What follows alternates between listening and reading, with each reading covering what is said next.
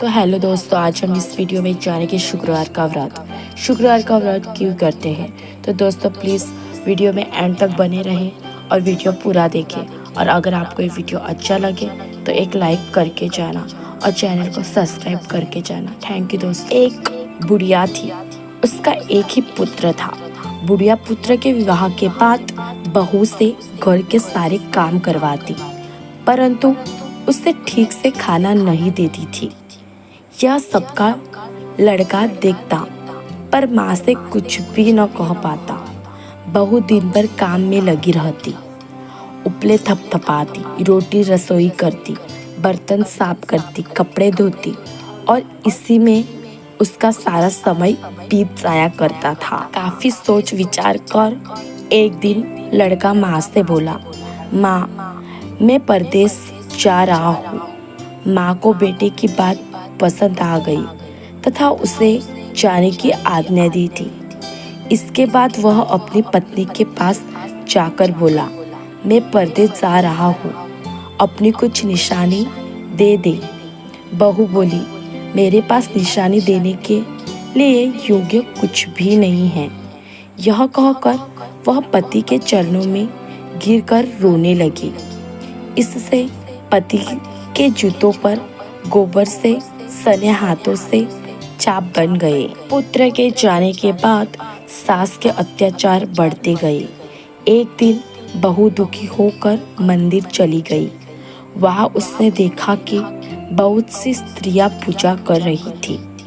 उसने स्त्रियों से व्रत के बारे में जानकारी ली तो वे बोली कि हम संतोषी माता का व्रत कर रहे हैं।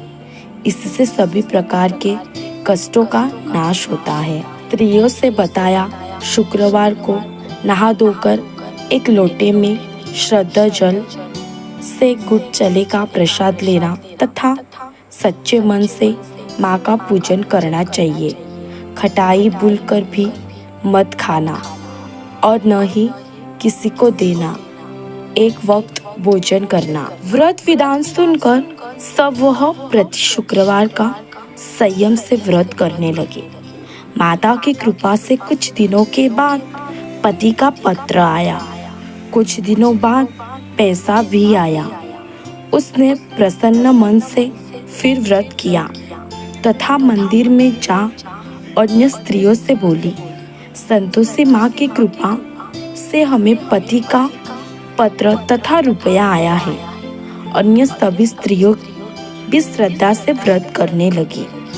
बहू ने कहा, हे माँ, जब मेरा पति घर आ जाए तो मैं तुम्हारे व्रत का उद्यापन करूंगी। और एक रात ने उसके पति को स्वप्न दिया और कहा कि तुम अपने घर क्यों नहीं जाते।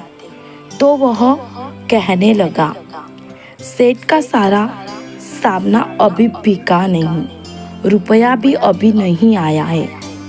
उसने सेठ को स्वप्न की सारी बात कही तथा घर जाने की इजाजत मांगी, पर सेठ ने इनकार कर दिया।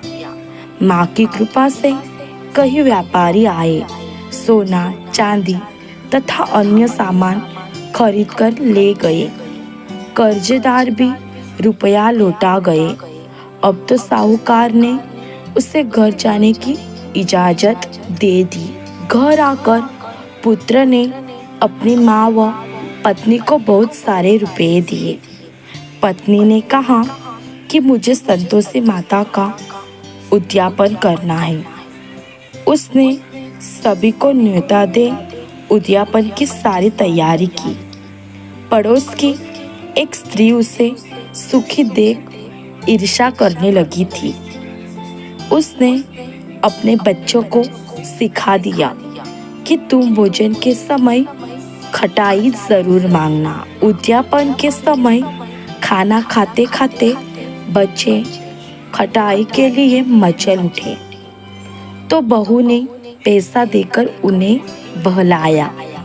बच्चे दुकान से उन पैसे की इमली खटाई खरीदकर खाने लगे तो बहू पर माता ने कोप किया। राजा के दूत उसके पति को पकड़कर ले जाने लगे। तो किसी ने बताया कि उद्यापन में बच्चों ने पैसे की इमली खटाई खाई है। तो बहू ने पुनः व्रत के उद्यापन का संकल्प किया। संकल्प के बाद वह मंदिर से निकली तो राह में पति आता दिखाई दिया। पति बोला, इतना धन जो कमाया है उसका टैक्स राजा ने मांगा था। अगले शुक्रवार को उसने फिर विविध व्रत का उद्यापन किया। इससे संतोषी माँ प्रसन्न हुई। 9 माह बाद चांद सा सुंदर पुत्र हुआ। अब सास, बहू तथा बेटा माँ की कृपा से आनंद से रहने लगे। तो दोस्तों, ये स्टोरी आपको कैसी लगी प्लीज़ कमेंट में ज़रूर बताना। और मेरी यही आशा है कि आप भी शुक्रवार का व्रत करें और आपका घर फैमिली सब ठीक से और अच्छे से सुख संपत्ति से रहे। तो थैंक यू दोस्तों।